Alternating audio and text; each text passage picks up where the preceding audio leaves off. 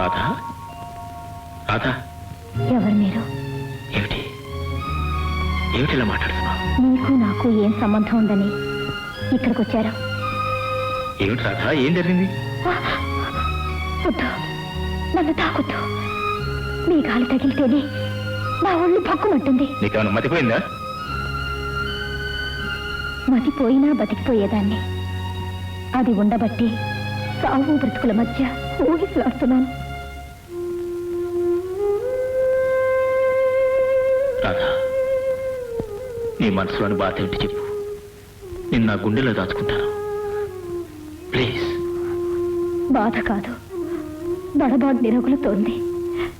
అమృతమని భ్రాంతి కలిగించి తాగించిన విషయం అంతా ఒక్కసారి జ్వాలగా మారి నన్ను అడుగడుగునా దహించి వేస్తోంది. అయినా మిమ్మల్ని ఒక్క మాట అడుగుతాను, చెప్పండి. అడుగురా. నన్ను ఎందుకు ఇలా మోసం చేశారు? ఆకాశంలోకి ఎత్తి అగాధంలోకి ఎందుకు తోసేశారు? మనస వాచ కర్మణ మిమ్మల్ని నమ్మినందుకు ఎందుకు ఇలా నా గొంతు కోశారు? నేను నిన్ను మోసం చేశానా? నీ గొంతు కోశానా? కసాయి వాడి కంటే నిర్దాక్షిణ్యంగా మునివేశారు. నిజానికి నీకు మరో భార్య ఉందని ఏనాడైనా చెప్పారా? ఆ రహస్యాన్ని మీరెందుకు దాచిపెట్టారు? నా గుండెల్లో ఆరిపోని దావాన్ని ఎందుకు రగిల్చారు? మీరానాడు నా పాపిట్లో సింధూరం దిద్ది నువ్వే నా భార్యవన్నారు. నా కళ్లకు ప్రేమ గంతలు కట్టి సమాజాన్ని లోకాన్ని చూడకుండా చేశారు. ఇన్నాళ్ళు మీతో కలిసి కాపురం చేస్తూ మీ భార్యననే గర్వించాను. కానీ ఈనాడు మీ భార్య లక్ష్మి వచ్చి మీ మెళ్ళ మంగళసూత్రం వేసి అని అడిగే వరకు ఆ తాళి విలువేమిటో తెలుసుకోలేకపోయాను. నా వివేకాన్ని ఆసరాగా తీసుకొని మీ విలాసాలు తీర్చుకుంటూ నన్ను ఉంపుడు గట్టిగా భావిస్తున్నారని తెలుసుకోలేకపోయాను. అమ్మను కాబోతున్నానన్న ఆనందంలో మిమ్మల్ని ముంచేయాలనుకున్నాను. కానీ ఇప్పుడే తెలిసింది, మీ సంతానానికి తల్లిని చేయగలిగారే కానీ నన్ను మీ భార్యగా చేసుకోలేకపోయారు. నాకు ఈ నరక యాత్ర నుంచి విముక్తి కలిగించడానికి మీ చేత్తోనే గుక్కడి విషయాన్ని ఇవ్వండి. నన్ను ఇన్నాళ్ళు మభ్య పెట్టినందుకు ఈ మా అపకారం చేయండి. మీరు ఇంకేం చెప్పొద్దు. నైవంచనతో నన్ను మీరు ఇంకా నమ్మించాలని ప్రయత్నించొద్దు. వెళ్ళండి. మీరు ఇంకెప్పుడు ఇక్కడికి రావద్దు. వచ్చారంటే నా శవాన్ని కళ్ళ చూస్తాను. వెళ్ళండి, వెళ్ళండి, ప్లీజ్ వెళ్ళండి. అలాగే నేను ఇక్కడ రాను. దేశ ప్రక్కన ఇక్కడ రానే రాను.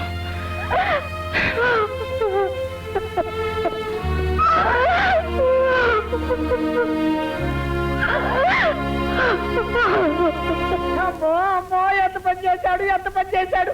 నా బిడ్డ కోసం మీరు చేశాడు.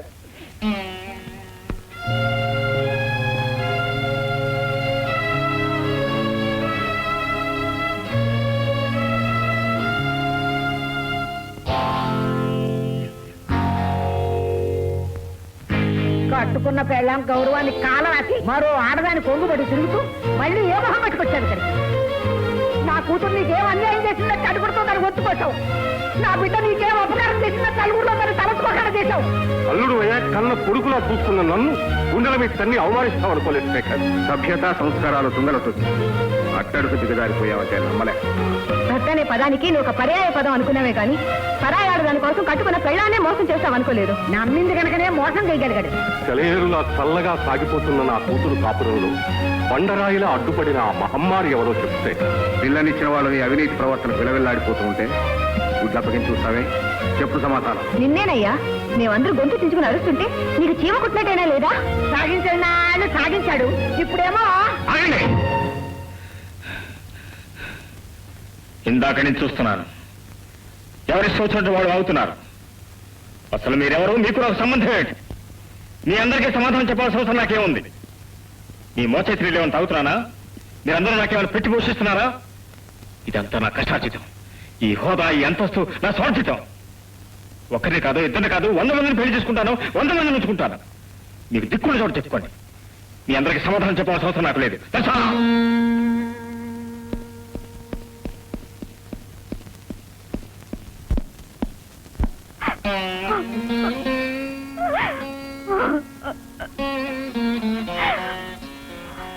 ఏమండి, వాళ్ళెవ్వరికీ అధికారం లేదన్నారు. నా శరీరం, మనసు, ఆత్మ అన్నీ మీకే అంకితం చేసి బ్రతుకుతున్న దాన్ని. నాతి చరామి అని అగ్ని సాక్షిగా బాసు చేసిన వారు మీరెంత అట్టడికి కూరుకుపోతున్నా రాతి బొమ్మ నా కళ్ళప్పగించి చూడడమే తప్ప మిమ్మల్ని అడిగే అధికారం నాకు లేదా? చెప్పండి. మీరు లేదంటే నేను ఇంకేమి అడగనండి. నేను అడగనండి. ఏమండి, నా సేవలో కానీ ప్రేమలో కానీ మీకెన్నడైనా లోపం రానిచ్చానా? నేనేం చేశానని నాకింత అన్యాయం చేశారంటే చెప్పండి, చెప్పండి.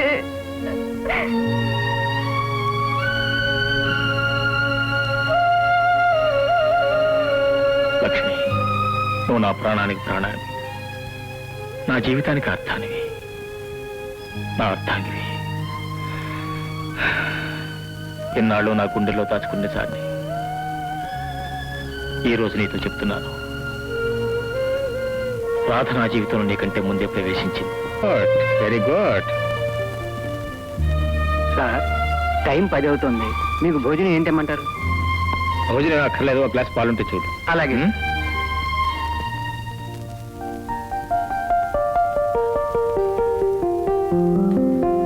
Good morning mister young man. నమస్తే. రాత్రి ఇంట్లోకి కొత్తగా వచ్చి దిగింది నువ్వే కదూ? అవును సార్.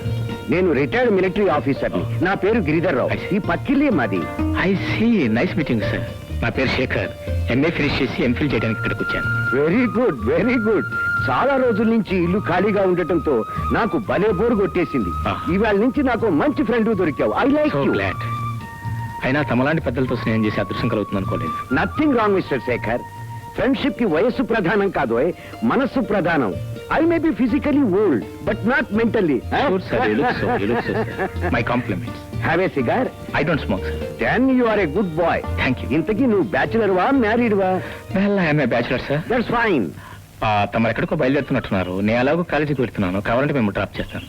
నాకు రావటానికి అభ్యంతరం లేదు, కానీ నా మనవరాలు రాధ ఉందే, అది చూస్తే ఊరుకోదు. సిగార్ కాల్చనివ్వదు, మోటార్ బైక్ ఎక్కనివ్వదు, అన్ని రిస్ట్రిక్షన్సే. అందుకే ఇలా బయటకు వచ్చినప్పుడు ఈ సరదాలు వెరీ గుడ్ సార్. తీర్చుకుంటాను. మీ సరదా, మీ ఉత్సాహం చూస్తుంటే మీకు అసలు వయసు పెరగలేదనిపిస్తుంది. అక్క అక్క, నా గాలిపటం.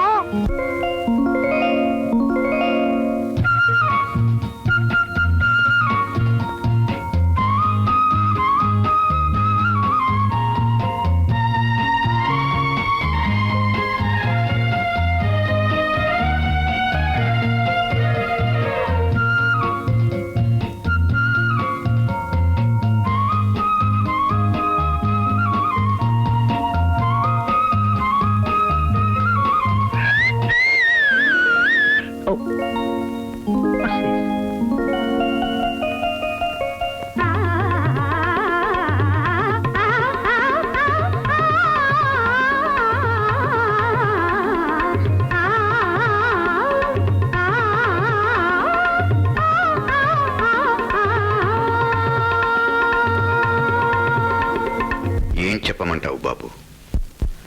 మా రాధకు వాళ్ళ అమ్మా నాన్నలంటే పంచప్రాణాలు. వాళ్ళిద్దరూ కారు ప్రమాదంలో ఒకేసారి చనిపోయారు.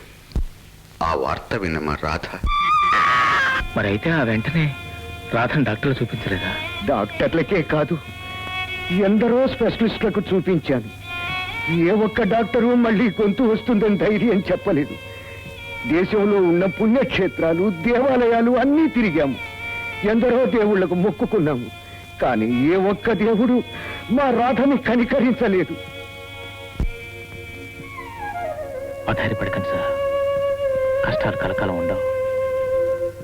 మళ్ళీ మీ రాధ తీయను కొంత వినే అదృష్టం మనందరికీ లభిస్తున్న ఆశిద్దాం. Please, you don't worry.